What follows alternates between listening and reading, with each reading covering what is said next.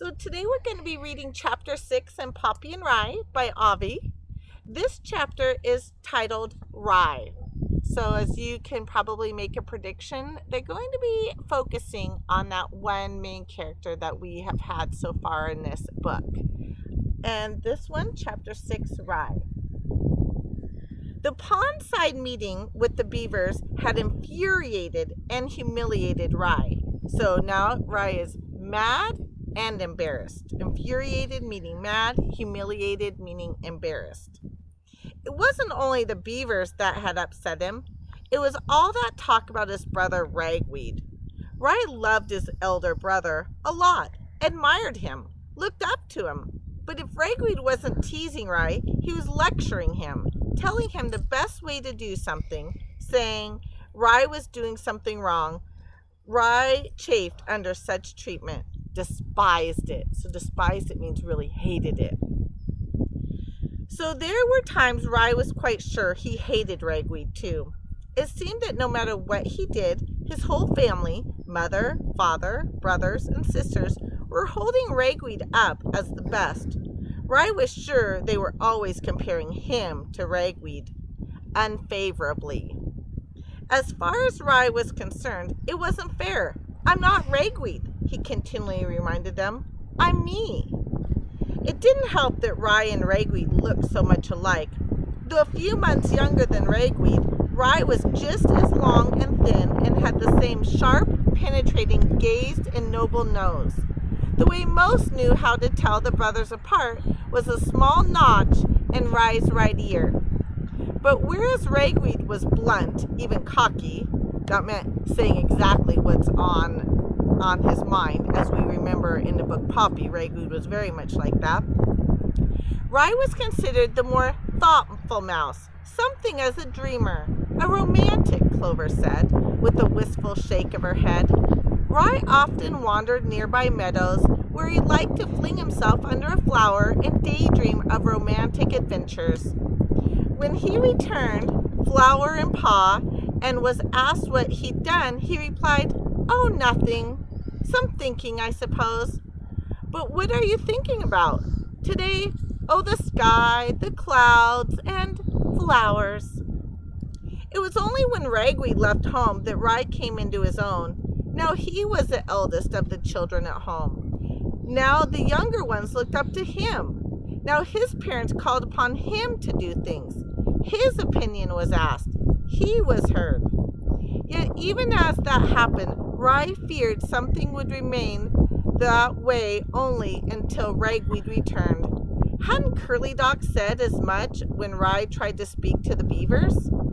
Hardly a wonder, then, that as far as Rye was concerned, there were moments he hoped Ragweed would not come home. Of course he wouldn't say anything like that. The thought made him feel ashamed.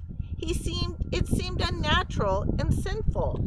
So it was that after he shouted insults at the beaver and was splashed away for his efforts, Rye returned to the family's new nest in a deep sulk. So now he's just kind of slinking back.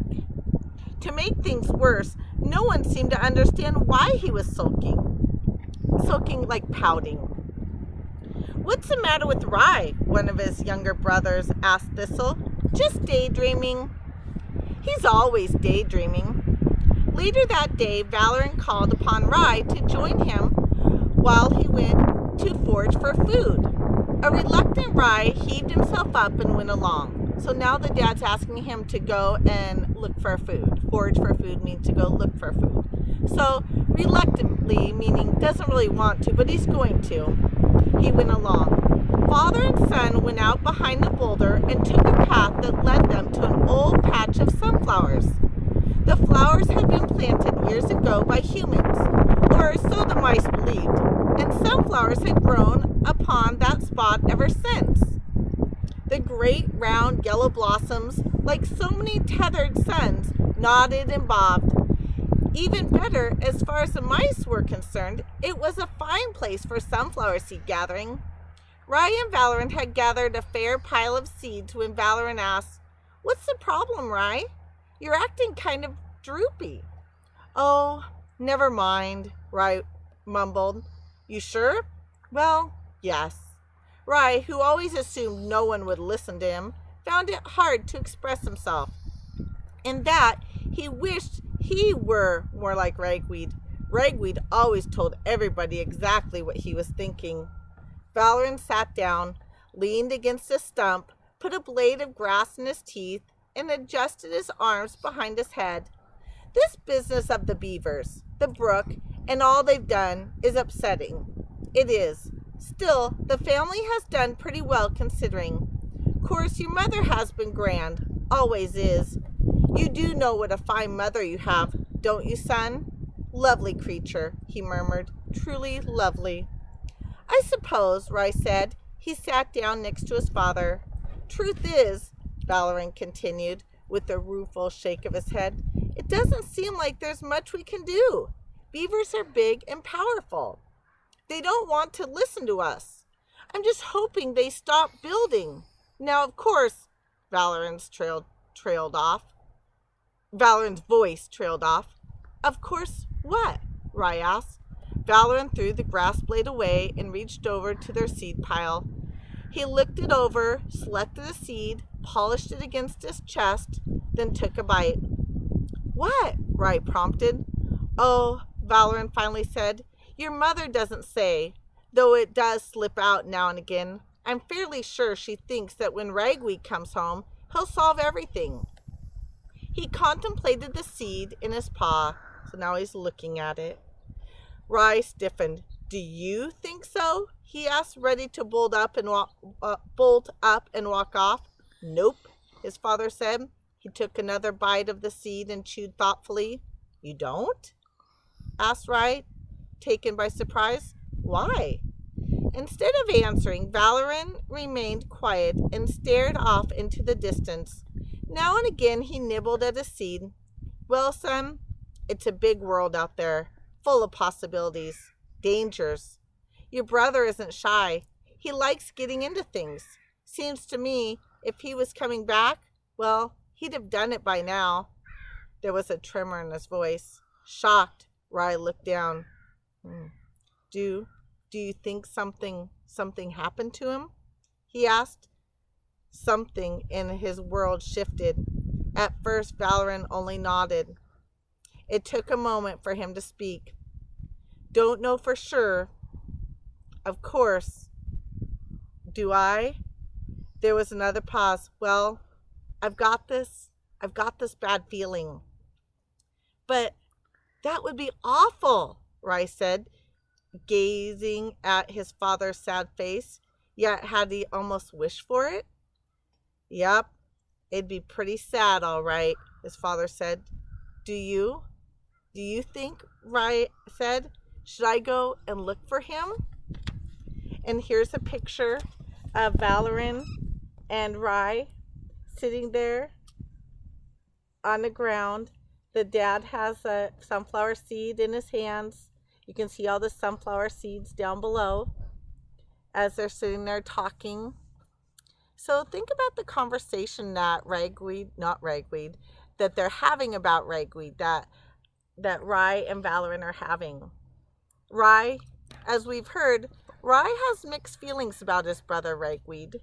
And the dad, he's more of a realist. The mom, she's very optimistic that Ragweed will come back. The dad, he's not quite so sure whether Ragweed's coming back. He thought that if Ragweed was going to, that he would have by now. So they're kind of having a serious conversation. Nope, Valoran said. Ragweed could be anywhere. If he's coming back, he'll come back in his own sweet time. Besides, we don't want you disappearing too. Rai hesitated before saying, why? We need you, Rai, Valoran said. We need you a lot. Rai almost burst into tears of gratitude. So now Rai's hearing from the dad that Rai is really needed, where Rai wasn't really feeling very valued. And now the dad's saying that they need him and don't want him to go off. But then he asked, does that mean that if Ragweed did come back, you wouldn't need me? Rai, however, noticed that his father had not really answered his question. What would Rye's place be if Ragweed returned? Disappointed, he did not want to ask again. His thoughts were already too confused. That night, Rye could not sleep. Wedged in amidst his family in the one-room nest, he kept thinking about his talk with his father. What would happen to Ragweed? What would happen to Ragweed, and what had happened to Ragweed? Rye wondered. Would this brother ever come back? What would happen if he did?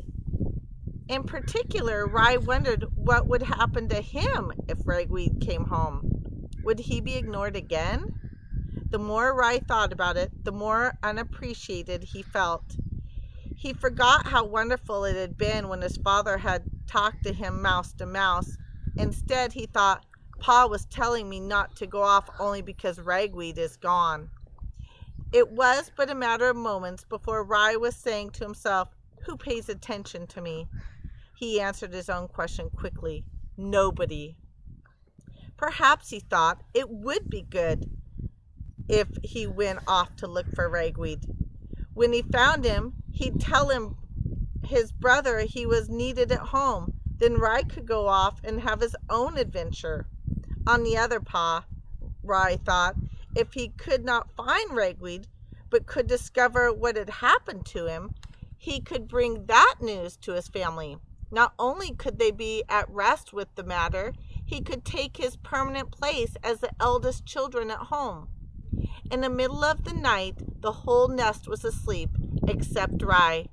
He got up quietly. There were no particular belongings he needed or wanted to take. Still, he thought it best to leave something to tell his parents where he was going. They might even think he was doing something brave as well as useful. Finding a pale leaf, he wrote a goodbye note. Dear Ma and Pa, farewell. I've gone into the great world to search for Ragweed. Fear not, I shall return. Your devoted son, Rye.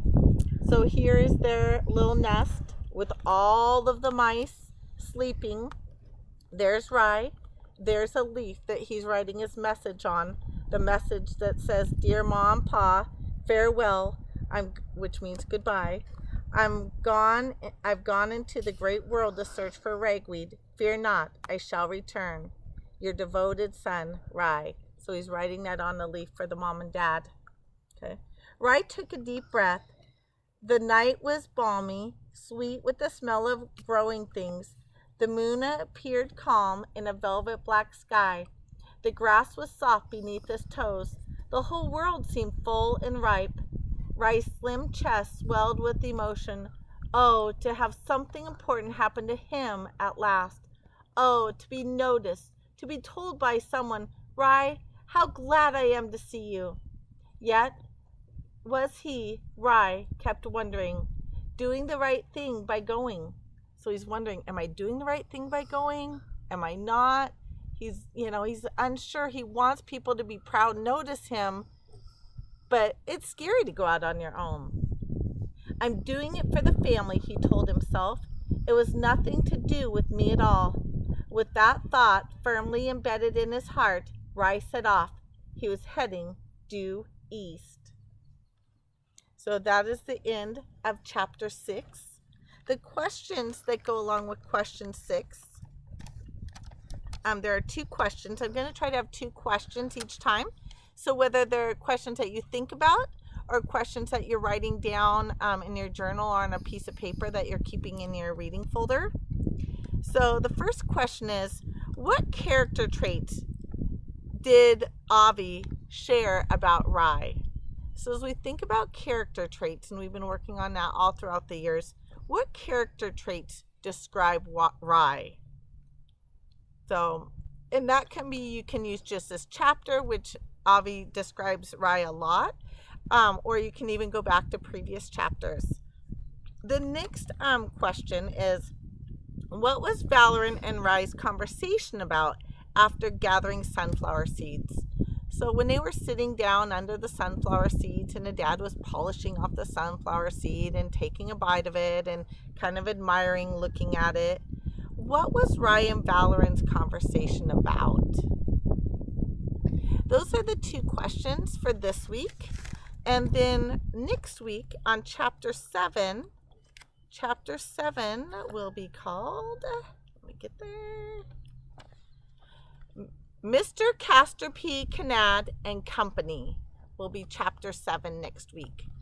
I hope that you are having a great time at home with your family, whether it's during learning time, whether it is during family time, whether you are outside playing, whether you are inside creating. And I love to get the emails and the pictures of things that you are doing. And I miss you very much, and I hope to talk to you soon.